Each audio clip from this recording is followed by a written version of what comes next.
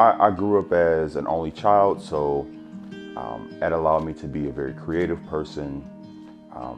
Interestingly, I've become an emotional person, probably more emotional than people would think I am. I've often been described as sometimes hard to read. My close friends, they've labeled me as Uncle, Brother, Cousin, Rod.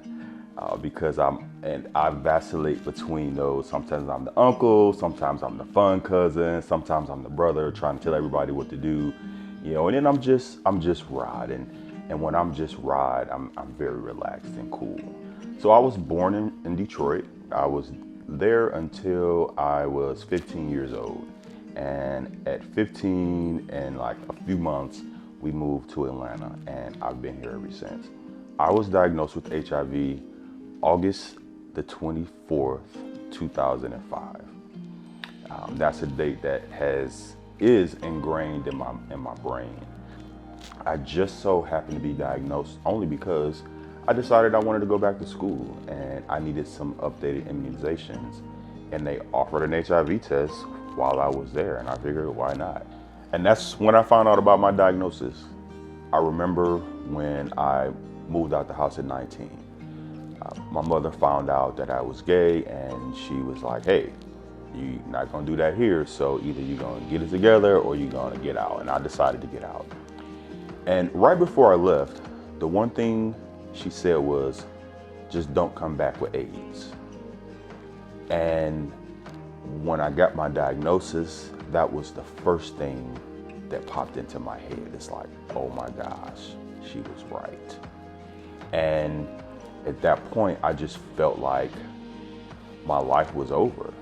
I thought about kids, and I'd always wanted to have kids, and I thought, wow, I'll never be able to have kids now. And who's gonna want to love somebody with HIV? I felt like I was at that point just like a dented can, just forever ingrained with this thing, and that I'm always gonna be seen as someone who, at the time, the mentality was just somebody who was just out here doing any and everything. Being diagnosed with HIV helped me kind of find a path. I have been able to take my status and almost wear it as a badge. It's a part of me. It's something that I will always have for the rest of my life. But it's also something that I know, compared to that day that I got diagnosed, I know that everything that I thought about my life and I thought about how my life would go having HIV didn't go that way. So I think my story is just one of many. It's like looking through a magazine and you're seeing all different types of ads, and one ad may look different from the other, but they all tell a very similar story.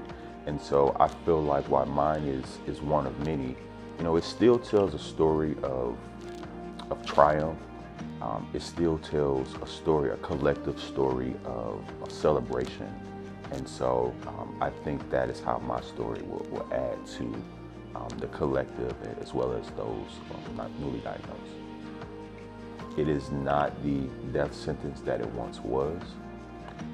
While there is still stigma behind people living with HIV, it's every day it's changing. There are more people who are becoming more comfortable talking about people living with HIV. There are more people comfortable, having discussions and just getting rid of some of the old thought and things that happen. So, you're gonna be okay. Whether you know it or not. I know it doesn't feel that way right now, but you'll have that moment like this where you'll look back and here I'm almost 20 years in and looking back and saying, wow, I came a long way. And so, yes, that would be my message to them.